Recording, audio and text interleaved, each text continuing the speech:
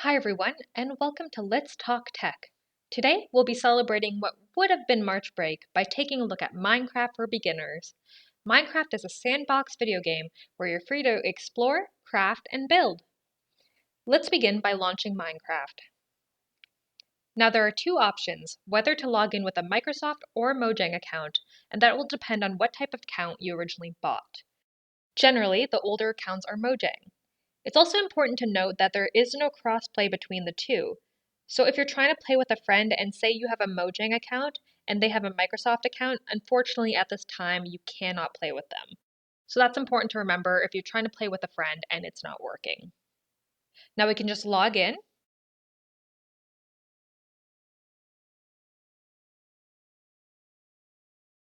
And now I can hit play.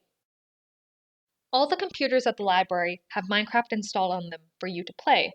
You can use your own account, and if you don't own an account, the library actually has a couple accounts available for you to use. You can just talk to a staff member at the desk and they can log you in with the library account. On the main screen, there are a few options for you to choose from. Minecraft Realms are basically a private server that you can host for you and your friends. It supports mini games and custom worlds and can host 10 friends at a time. It does cost money to own a realm, however, only the owner of the realm needs to purchase it. Another option is multiplayer. If you don't own a realm and you'd like to play with friends, you can find a server online to join and just enter the server address here. Please note though, these servers generally are not private and do host a variety of people worldwide, so when you're playing on a server, you're most likely playing with strangers as well. Now let's look at single player. You can see there's a variety of options before you create your world. One option is the game mode. Right now it's set on survival, and the thing about survival is that you have to find your own resources. So that's your wood, your stone, your food, things like that.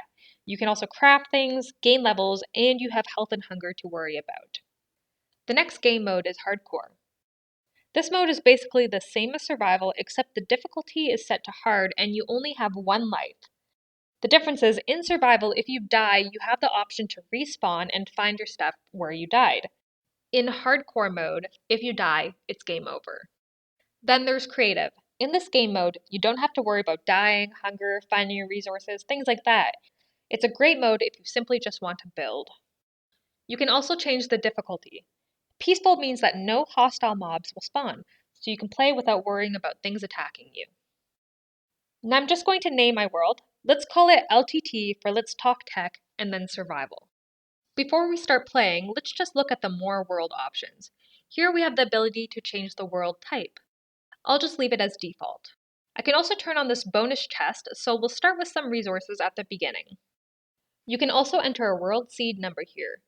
There's a variety of different biomes in Minecraft, and say you wanted to spawn in a jungle or an ocean or a village, you could find a seed for that online and then just enter it here, and that would be your starting point. If you don't enter a seed, it will just spawn you in a random location. Now I'll just hit done and then create new world.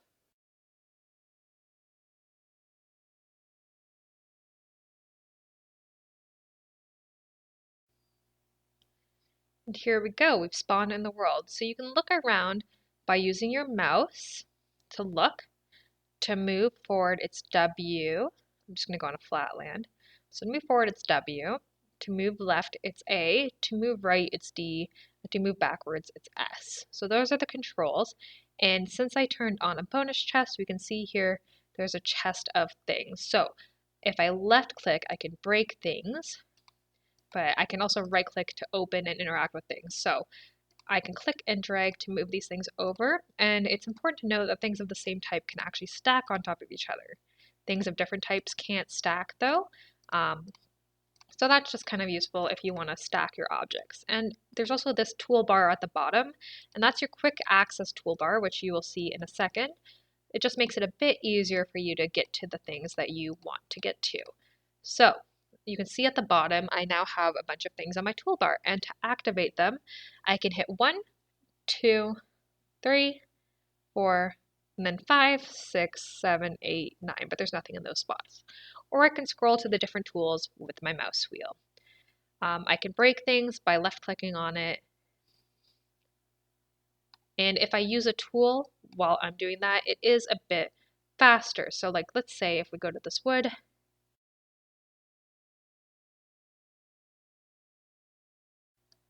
I can punch on it, and it does take a while, but it does work. But let's say I use a stone axe, it is much faster. And then you can hit E, and there's my character, and you can see there's this crafting menu. So if I click on this box, I can actually see a list of different things to craft that pops up. It helps me out a bit.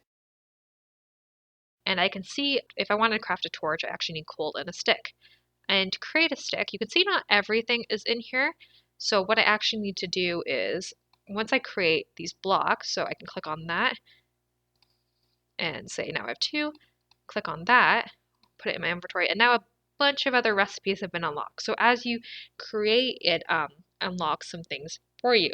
So let's create a crafting table, and to place it, I just right click, and then I can right click to use it, and you can see there's a variety more things to craft that wasn't there before.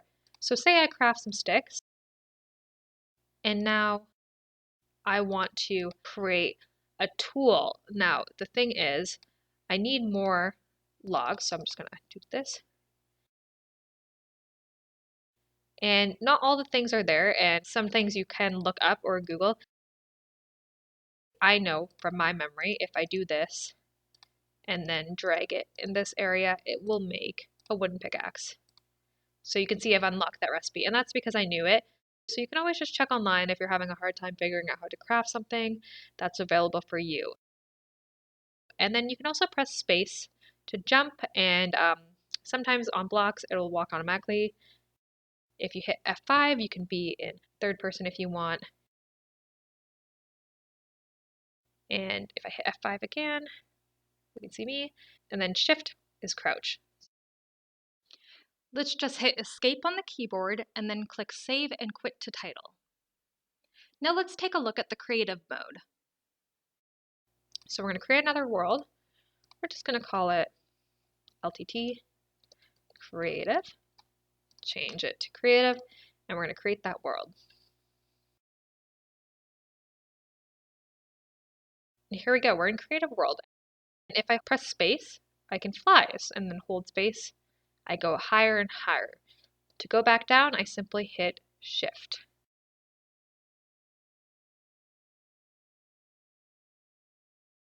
Space is jump, hit space twice, and you can see I'm kind of levitating. If I hit F5, we can see I'm hovering, and then if I hold space more, I go up, and Shift, bring me back down. Now, if I hold E, I can see a variety of different materials here that I don't actually have to dig for. Say I wanted to put that there, and say I wanted, let's say I want a bed, and you can see a variety of different things, like, let's say that. So if I go over here, I can place things simply by right-clicking, and you can see here there's no limit. I can just keep placing. But when I break things, I can't actually pick things up. So it's important to note that. And then a bed, and you can right click on a bed to set your respawn point. So that's like if you die, you will respawn at that point. And yeah, I can just keep right clicking and place things there. And there we go. We can just grow to our heart's content.